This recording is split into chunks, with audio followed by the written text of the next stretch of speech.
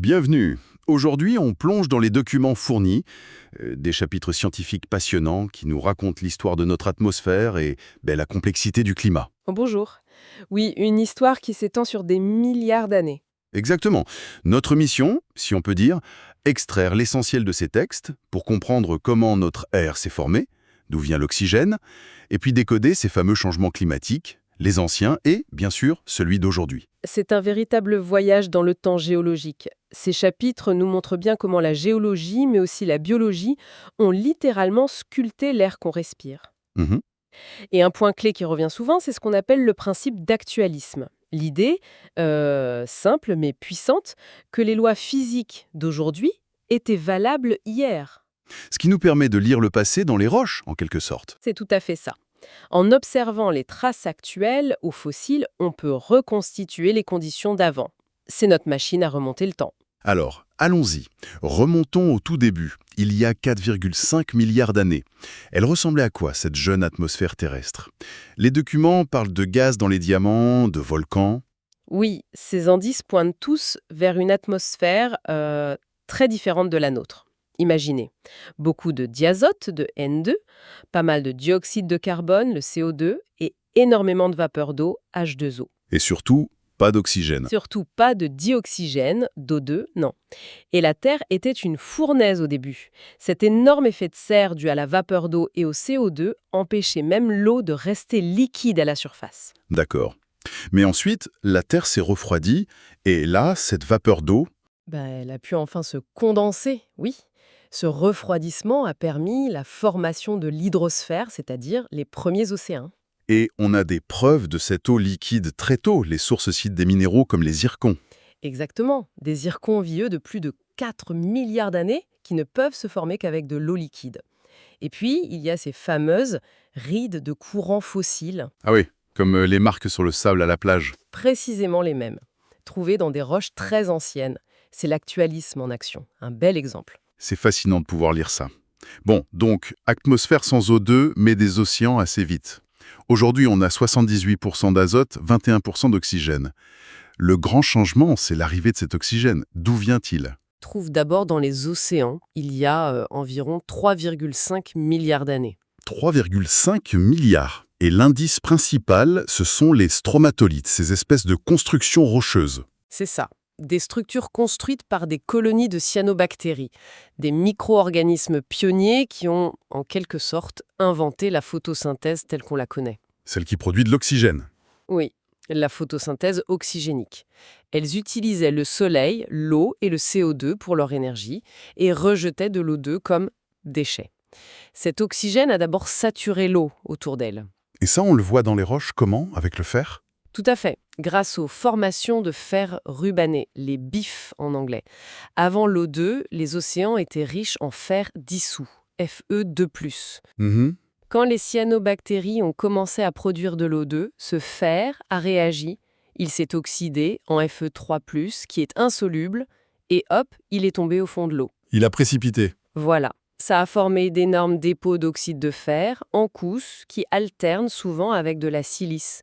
Ces bifs, on en trouve partout dans le monde, datant surtout de cette période entre 3,5 et 1,8 milliards d'années. C'est la preuve de cette première oxygénation massive.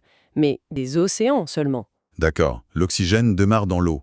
Mais les documents disent qu'il y a eu un délai avant qu'il passe dans l'atmosphère. Oui, un très long délai. Il fallait d'abord que tous les éléments réducteurs dans l'océan, comme ce fer, soient consommés en quelque sorte, que les puits océaniques soient pleins. Ah, d'accord. L'oxygène a vraiment commencé à s'accumuler dans l'air il y a environ 2,4 milliards d'années. C'est ce qu'on appelle la grande oxydation. Et là, l'indice, ce sont les red beds.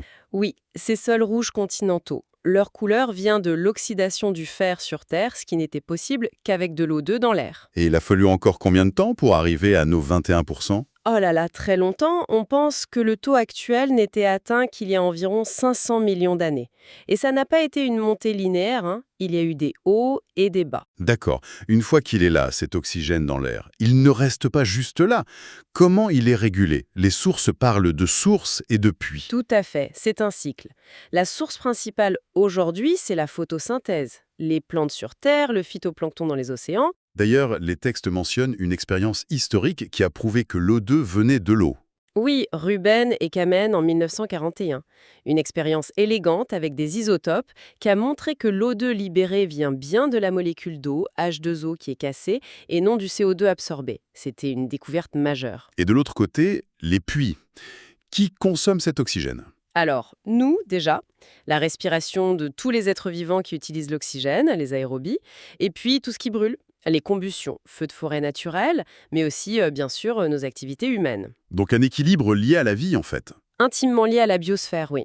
Et les variations de ce taux d'oxygène au fil du temps ont eu des impacts énormes sur l'évolution. Les documents donnent l'exemple des insectes géants au Carbonifère. Ah oui, le Carbonifère, il y a 300-360 millions d'années, hein. Le taux d'O2 était peut-être à 30 ou 35%, beaucoup plus qu'aujourd'hui. Et ça aurait permis... Une hypothèse solide, c'est que ça a facilité le fonctionnement du système respiratoire assez simple des insectes de l'époque, leur permettant d'atteindre des tailles impressionnantes. Des libellules avec 70 cm d'envergure. Incroyable. Et à l'inverse, aujourd'hui, on lit qu'il y a des zones où l'oxygène baisse. Oui, c'est préoccupant, surtout dans les océans. On parle de zones mortes ou zones hypoxiques. Le réchauffement de l'eau et la pollution par les nutriments diminuent l'oxygène dissous.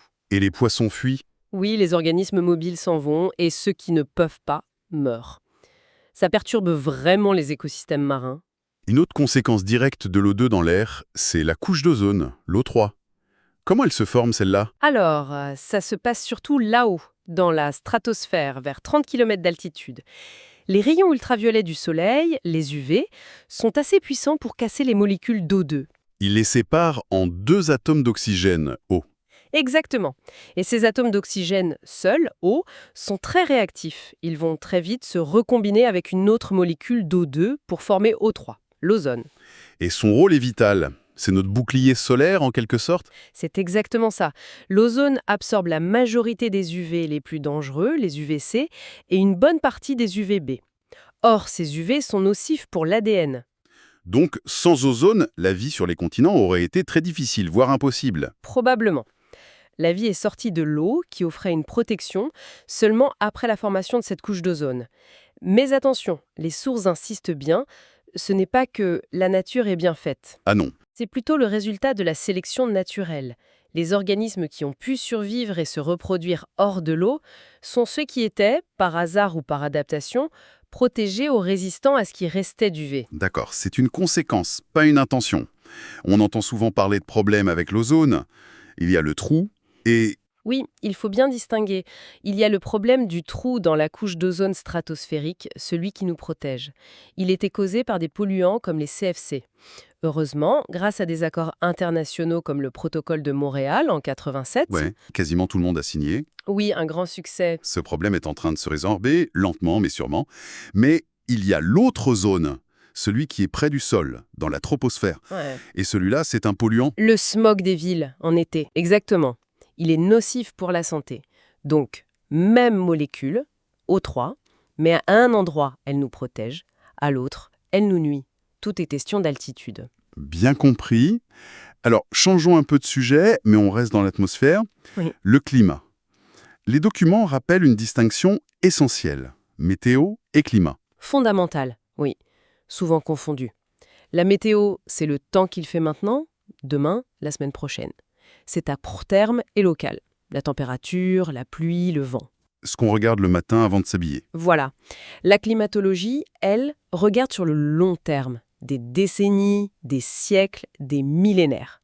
Elle étudie les moyennes, les tendances, la fréquence des événements extrêmes. Sur des régions, des continents ou le globe entier. Et pour définir le climat normal, on prend souvent une période de référence. Oui, classiquement, on utilise des moyennes sur 30 ans. Ça permet de lisser les variations d'une année sur l'autre. Et pour étudier ces variations, surtout dans le passé lointain, comment on fait? On n'avait pas de thermomètre il y a 100 000 ans? Les sources parlent d'indicateurs, d'archives. C'est ça. Pour le passé récent, on a des archives historiques, dates de vendange, de floraison. Pour aller plus loin, on utilise les archives naturelles. Les cernes des arbres donnent des infos sur la température, les pluies, année par année. Les pollens fossiles aussi. Oui, les pollens piégés dans les sédiments des lacs nous disent quelle végétation il y avait, donc quel climat. Les coraux aussi enregistrent la température de l'eau. Et puis, il y a le trésor, les carottes de glace. forêt en Antarctique, au Groenland. Elles contiennent des bulles d'air du passé. Exactement. Des petites bulles d'air piégées quand la neige s'est transformée en glace. C'est comme avoir des échantillons de l'atmosphère d'il y a 100 000, 400 000 et même 800 000 ans. Incroyable. Et qu'est-ce qu'on mesure dedans? On mesure directement la concentration des gaz à effet de serre, CO2, méthane, et en analysant la composition isotopique de la glace elle-même, on peut estimer la température qu'il faisait au moment où la neige est tombée. Et le résultat est frappant, d'après les documents. Oui, une corrélation très nette sur ces 800 000 ans. Quand le CO2 est haut, la température est haute, ce sont les périodes interglaciaires, comme aujourd'hui. Quand le CO2 est bas, la température est basse, ce sont les âges glaciaires. Ces grands cycles glaciaires, interglaciaires, ils sont donc naturels. Quelle en est la cause principale? Les documents évoquent les cycles de Milankovitch. C'est ça, ce sont des variations très lentes des paramètres de l'orbite terrestre autour du Soleil et de l'inclinaison de l'axe de la Terre. Ça change la quantité de soleil reçue. Oui, et surtout sa répartition selon les saisons et les latitudes. Ça change très peu l'énergie totale reçue sur une année, mais suffisamment pour déclencher sur des milliers d'années le début ou la fin d'une glaciation. C'est le pacemaker des âges glaciaires, en quelque sorte? On peut dire ça. Ces variations astronomiques donnent le rythme, mais attention, elles ne suffisent pas à expliquer toute l'amplitude du changement de température. Il y a des amplificateurs internes au système climatique. Comme les gaz à effet de serre, justement. Le CO2 et le méthane amplifient le réchauffement ou le refroidissement initial. L'étendue des calottes de glace aussi. Plus de glace, ça réfléchit plus le soleil, donc ça refroidit encore plus. Moins de glace, ça absorbe plus, ça réchauffe. Ce sont des rétroactions. On y reviendra. Mais donc, si le climat a toujours varié naturellement, pourquoi s'inquiéter aujourd'hui? Qu'est-ce qui est si différent?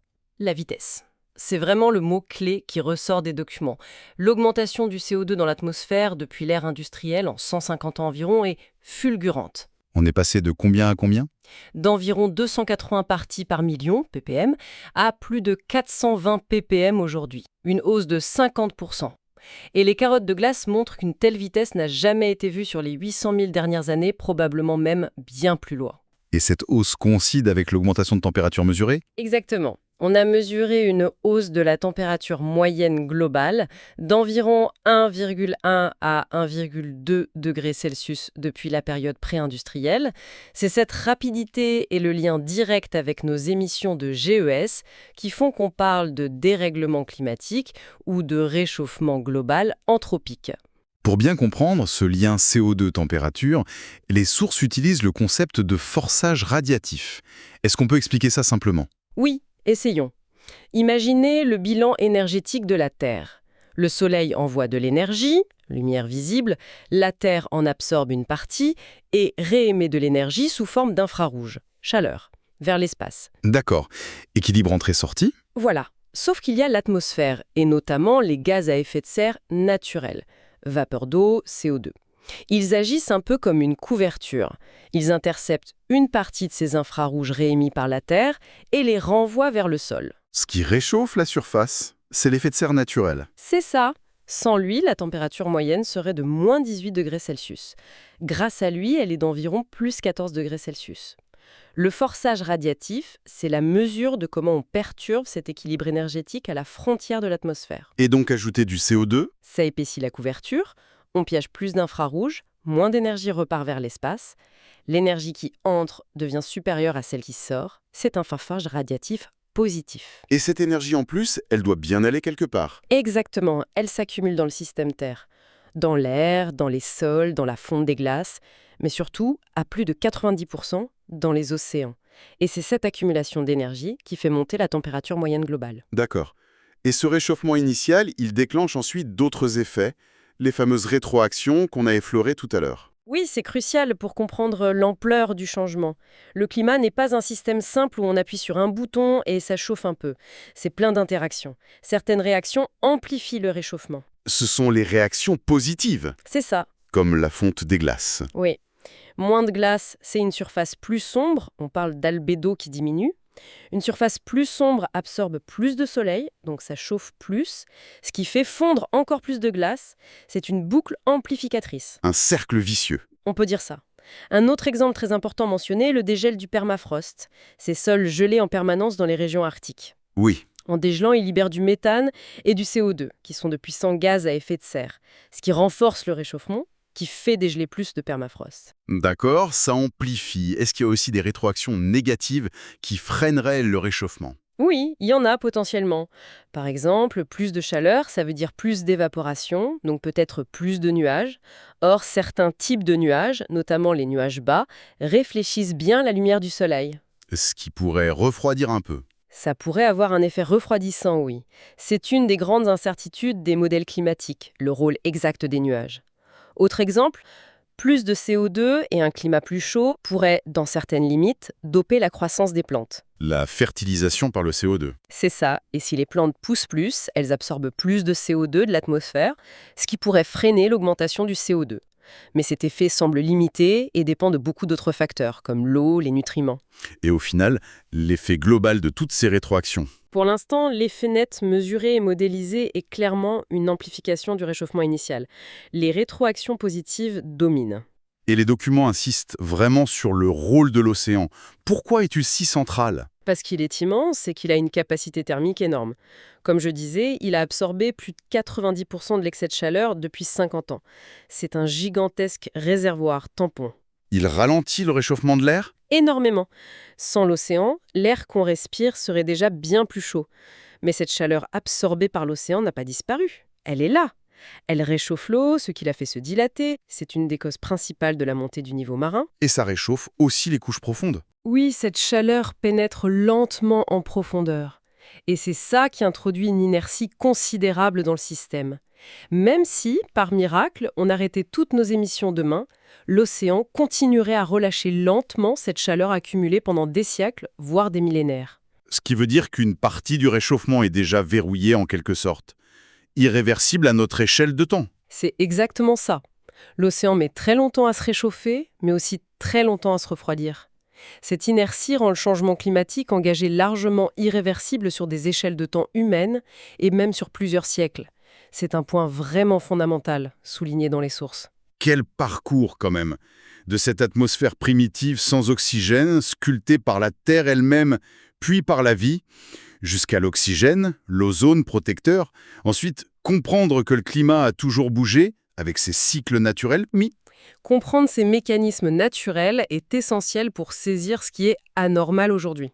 et arriver à ce défi actuel, ce réchauffement ultra rapide, clairement lié à nos activités, amplifié par des réactions en chaîne du système Terre, et avec cette inertie énorme de l'océan qui nous engage pour très longtemps. C'est une belle synthèse. Ces documents illustrent vraiment l'interconnexion profonde de tous les éléments. La roche, l'air, l'eau, la vie. Le système Terre a mis des milliards d'années à trouver ces équilibres complexes. Et nous, on les bouscule à une vitesse. Vertigineuse. C'est un peu ça, oui. À une vitesse géologique, c'est quasi instantané. Au terminé, une dernière pensée, une question qui prolonge un peu notre discussion, en lien avec cette inertie océanique. Si l'océan profond continue d'accumuler cette chaleur pendant des siècles, même si on arrivait à stabiliser les températures en surface un jour, quelles pourraient être les conséquences à très long terme, peut-être encore cachées, sur ces écosystèmes des abysses ou sur les grands courants marins qui régulent le climat? Des changements lents, silencieux, mais potentiellement gigantesques. C'est une excellente question. Et elle pointe vers des domaines de recherche encore actifs. Les conséquences sur la circulation profonde et les écosystèmes qui en dépendent sont encore mal comprises. Mais potentiellement, oui, majeures et très durables. Une vraie question à méditer.